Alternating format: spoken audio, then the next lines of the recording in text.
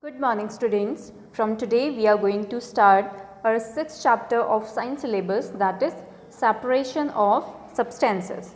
So let us start the chapter. So the contents which we are going to cover in this chapter are introduction, then mixtures, need for separation of mixtures, then separation of solid from solid, separation of liquid from liquid, after that solution, and then a quick recap.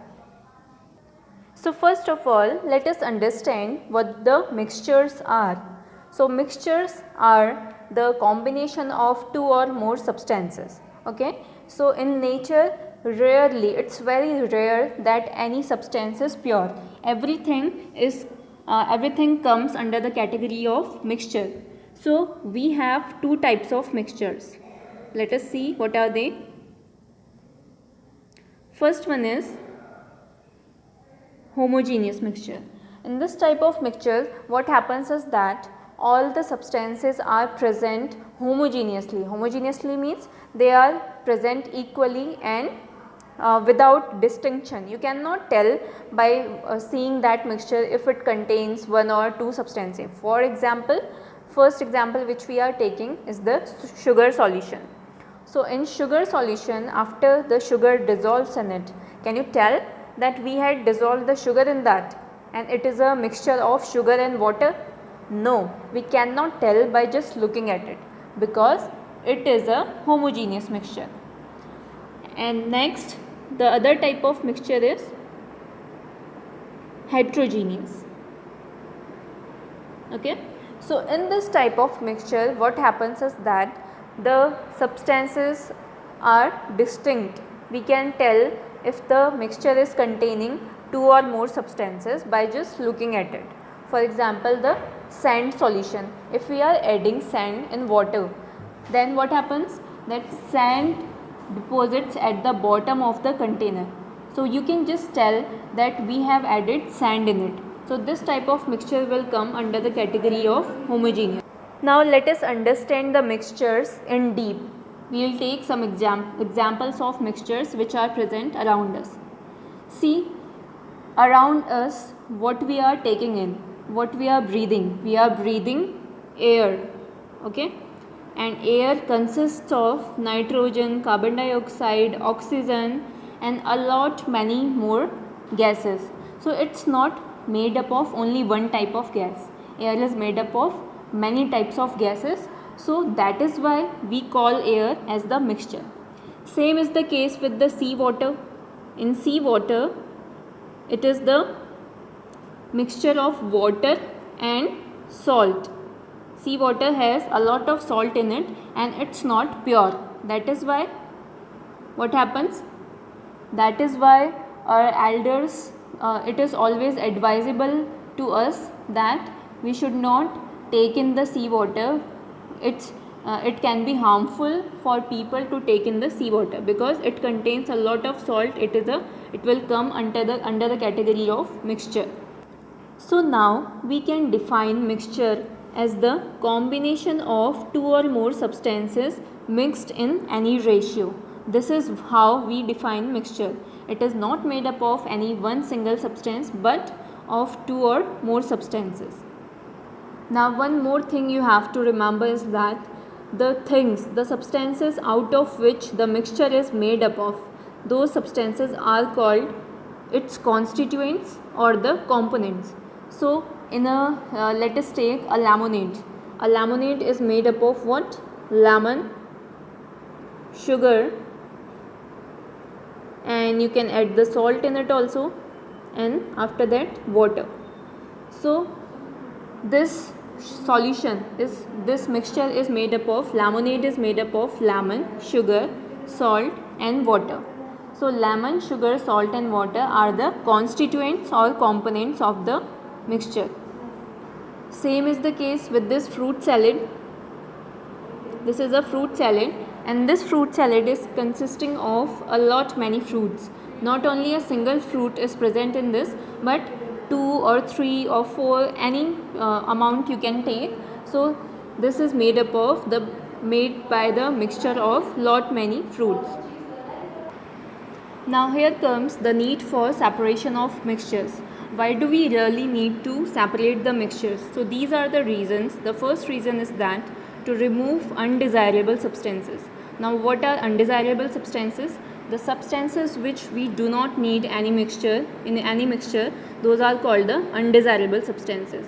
For example, while your mother puts out the stones from the pulses or the rice, so the stones or any type of husk present in the pulses or rice is the undesirable substance which we don't want in our food item. The second reason for the separation of mixture is to take out the impurities, and the third reason is to obtain the useful components.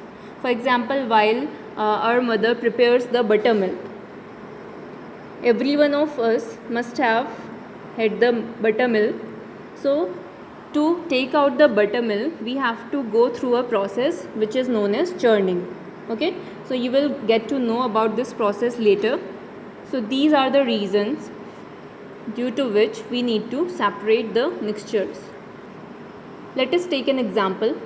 In this picture you can see there are grains. This is the rice and this is the dalia, or what you say, porridge in English. So these are the grains. From this, small stone pieces are to be removed because you cannot have this meal by putting the stones in it. So you have to remove the undesirable substances from this mixture. Only then you will be able to consume these food items properly. Now we are going to study the separation of solid from solid. So the first method which we can use to separate solid from solid is the hand picking. Second one is the sieving. Third one is the winnowing. Then we can use the thrashing also.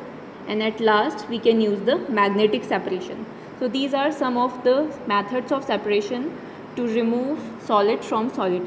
We'll get to know about these methods in more detail later. Okay, now can you tell which type of method we can use to remove the pieces of stone and husk present in the rice? So the method which we are going to use is the hand picking.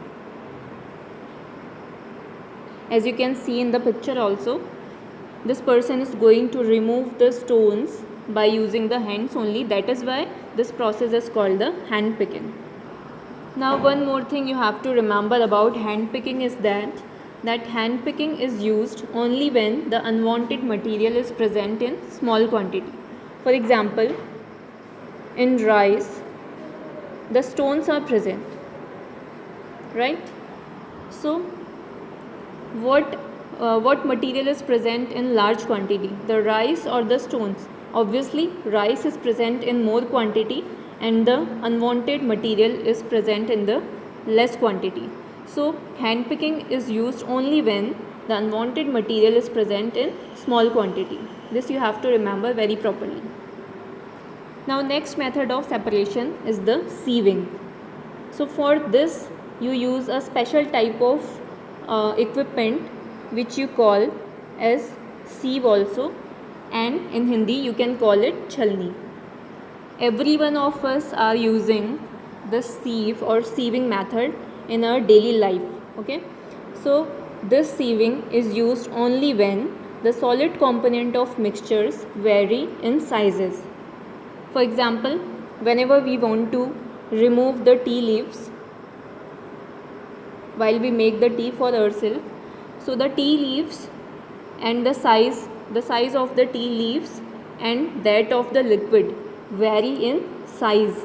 So that is why we are able to remove the tea leaves, we are able to leave the tea leaves behind in the sieve, and we just get the liquid tea in our cup of tea. Now here in this video you can see how the sieving is used.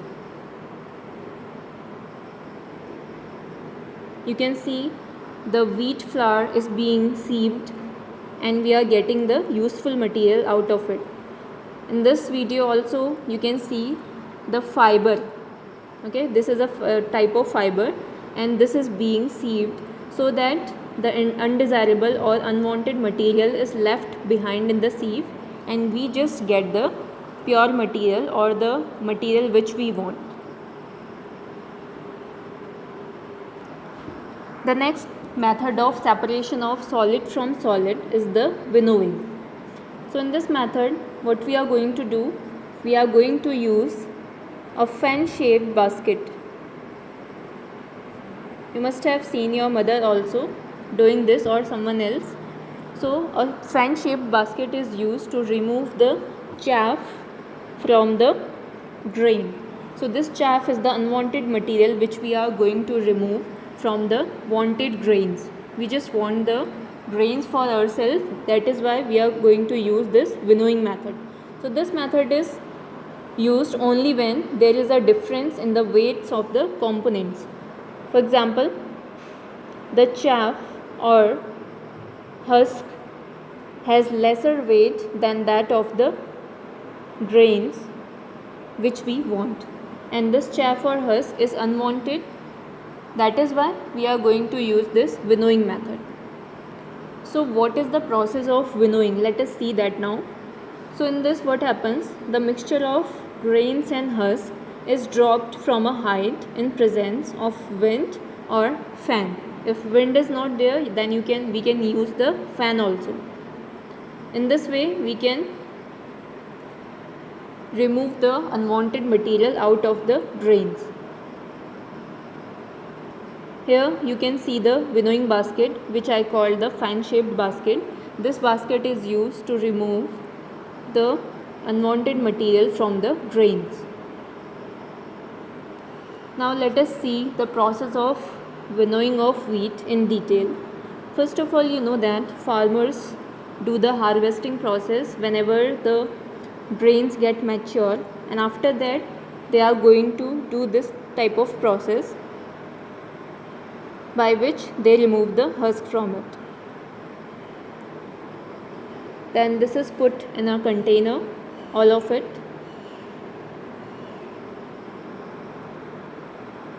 After that, what is going to happen?